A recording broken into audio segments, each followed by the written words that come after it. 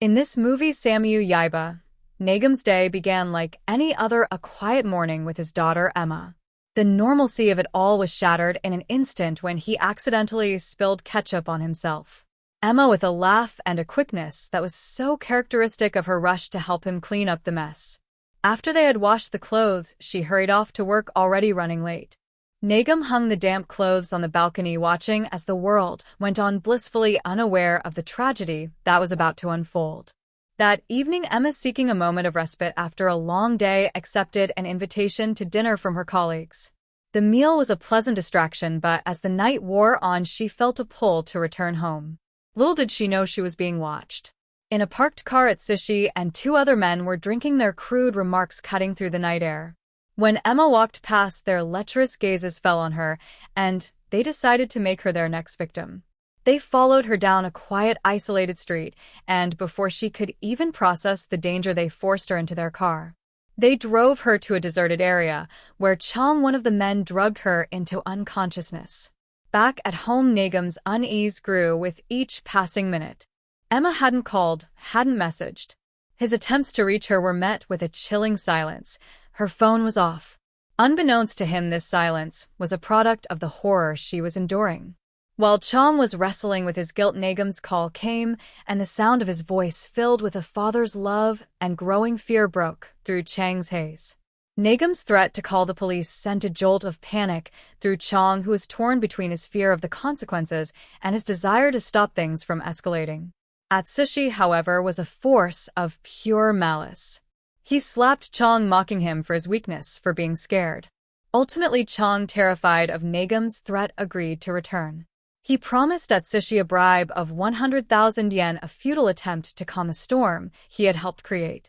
Nagam's worry deepened when he spoke to Emma's colleagues, who confirmed she had vanished after dinner. A gut-wrenching feeling of dread consumed him, and he knew with a terrifying certainty that something was terribly wrong. As he began his desperate search, Atsushi, a cold, calculating monster, injected Emma with another dose of stimulants. She awoke in a daze, her body a battlefield of fear and confusion. She fought desperately for her freedom, but she was no match for them. They overpowered her, and a man with a camera in his hands and a heart of stone began to record the unfolding horror. Nagam, his fear morphing into a desperate need for action, went to the police. They assured him they would step up patrols, but their words felt empty. The next day, a chilling call from Chi led Chong to a locked room. Through the window, he saw Emma's lifeless body, a scene that would forever be seared into his memory. In a panicked, desperate attempt to wash his hands of the crime, he handed over money and his car keys to Chi, who gave him a terrifying warning. If he ever went to the police, he would be seen as an accomplice. That night, Atsushi and Chi dumped Emma's body into a river, a callous act meant to erase their crime. But a passerby found her the next morning, and the world came crashing down on Nagam. The police confirmed the news, and in his grief, he lashed out, demanding answers. He knew in his heart that she had been raped and murdered, but the police, bound by procedure and fearing public backlash, withheld the full details. They knew the perpetrators were minors, a fact that complicated the case and filled them with a sense of dread. Returning home, Nagam saw Emma's clean clothes, a painful reminder of their last moments together.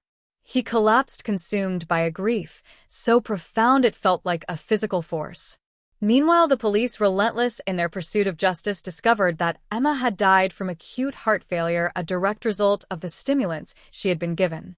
Chong, watching the news from the safety of his home, was haunted by the memory of the crime.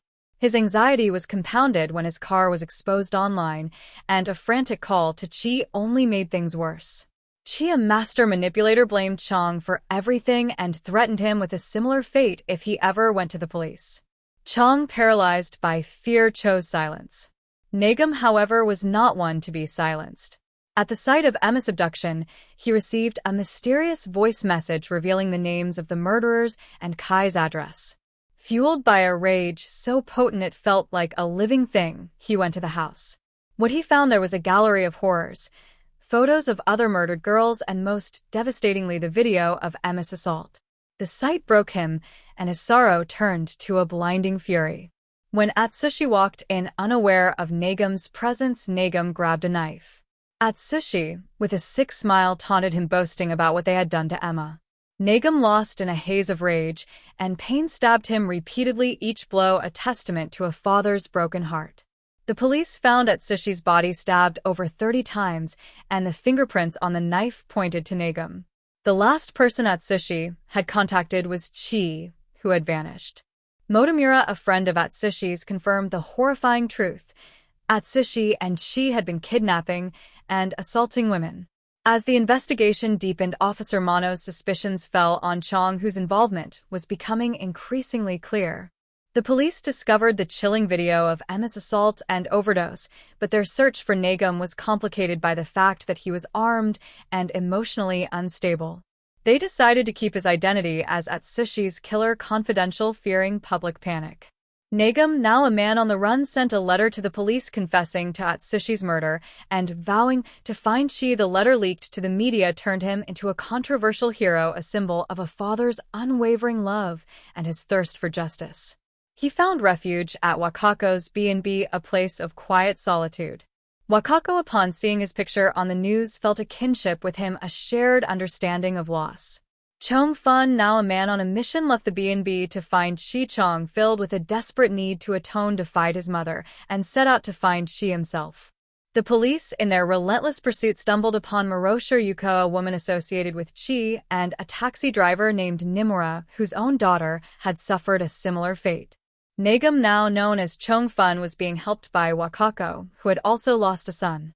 The shared grief connected them, and she urged him to surrender, appealing to his memory of Emma. But a mysterious voice message reignited his rage, and he ran out into the night, shotgun in hand.